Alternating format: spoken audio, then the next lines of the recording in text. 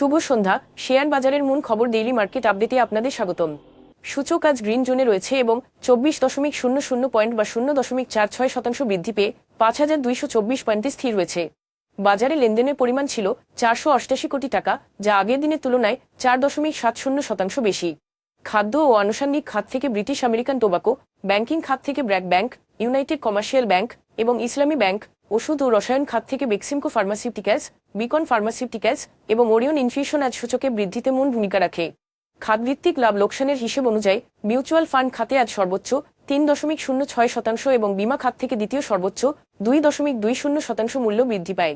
অন্যদিকে ট্যানারি খাতে আজ সর্বোচ্চ 0.48% মূল্য হ্রাস পায়। মূল্য বৃদ্ধি পাওয়া শীর্ষ 20-এ আজ মিউচুয়াল ফান্ড খাতে 8টি কোম্পানি রয়েছে।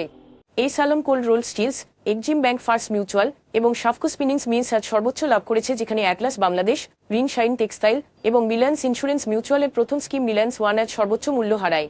তবে এই শেয়ারগুলোর মূল্য পরিবর্তনের জন্য কোনো মূল্য সংবেদনশীল তথ্য জানা যায়নি। গত 3 মাসের গড় লেনদেনের তুলনায় আজ এক্সিম ব্যাংক ফার্স্ট মিউচুয়াল, সন্ধানী লাইফ ইন্স্যুরেন্স এবং ইবিএল ফার্স্ট মিউচুয়ালের লেনদেনের পরিমাণ উল্লেখযোগ্যভাবে বৃদ্ধি পেয়েছে।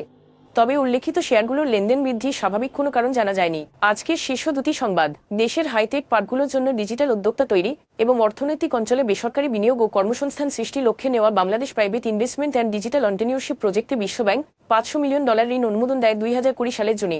চুক্তি অনুযায়ী আগামী ডিসেম্বরে এই ঋণের মেয়াদ শেষ হবে, কিন্তু পরামর্শক নিয়োগ জটিলতায় এখনও এই ঋণের $418.66 মিলিয়ন ছাড় হয়নি, যা মোট ঋণের 86%।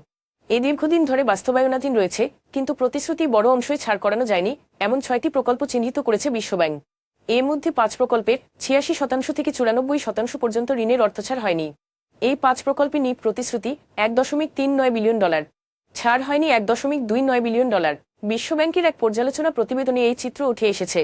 2025 সালের জানুয়ারিতে বাংলাদেশের বাণিজ্যিক ব্যাংকগুলির ডলারের ধারণ ক্ষমতা সামান্য বেড়ে $4,537 মিলিয়ন পৌঁছেছে, যা 2024 সালের ডিসেম্বরে ছিল $4,255 মিলিয়ন, যা 5 বছর 6 মাসের মধ্যে সর্বনিম্ন পর্যায়ে নেমে আসে।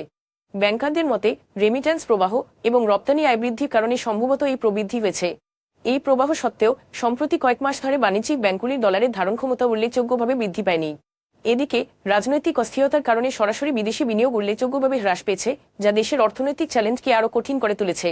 আজ এ পর্যন্তই। আগামীকাল আবার আসবো শেয়ার বাজারের নানা আপডেট নিয়ে। ধন্যবাদ।